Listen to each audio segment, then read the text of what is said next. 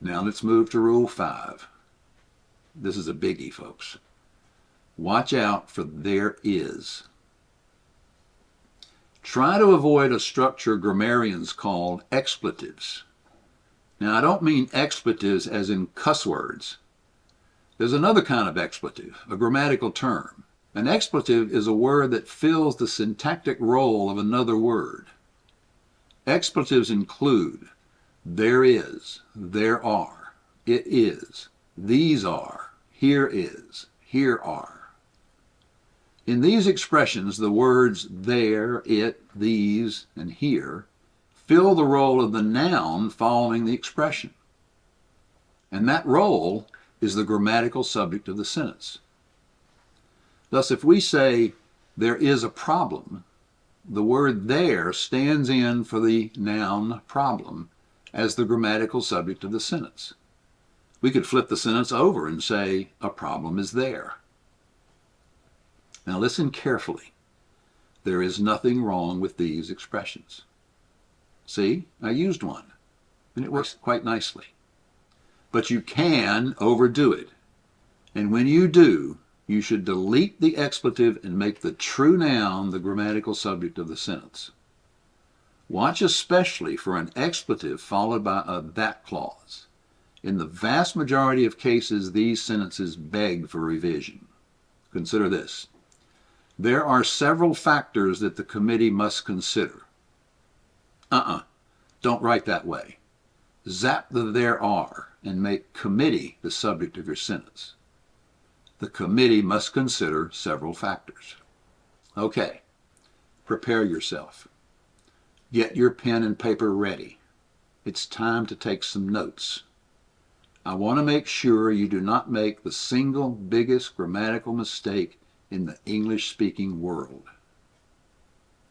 According to the latest statistics just released, 99.999% of the entire population butchers the use of there is by following the singular is with a plural noun.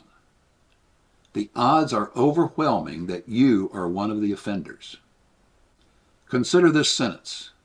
There's lots of these mistakes being made by otherwise smart people. No, there are lots of these mistakes. Sadly, many people make this mistake. Consider this email I received from a lawyer in Utah. Here's the articles you wanted. No, here are the articles you wanted. So what's the grammatical rule? When you use there is or there are, you need to pick the singular is when the noun following the expression is singular, or pick the plural are when the noun following the expression is plural.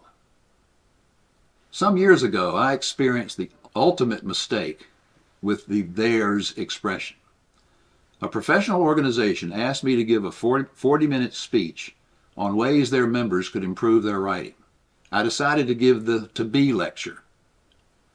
Because the theirs expression uses the verb to be, I decided to end my talk with the problem of using theirs with a plural noun. After explaining the problem, I looked to my audience of 250 professionals and said, "You might not think that many people actually make this mistake. Well, I predict that within 5 minutes of leaving this room, either you will hear someone make this mistake or you will make it yourself."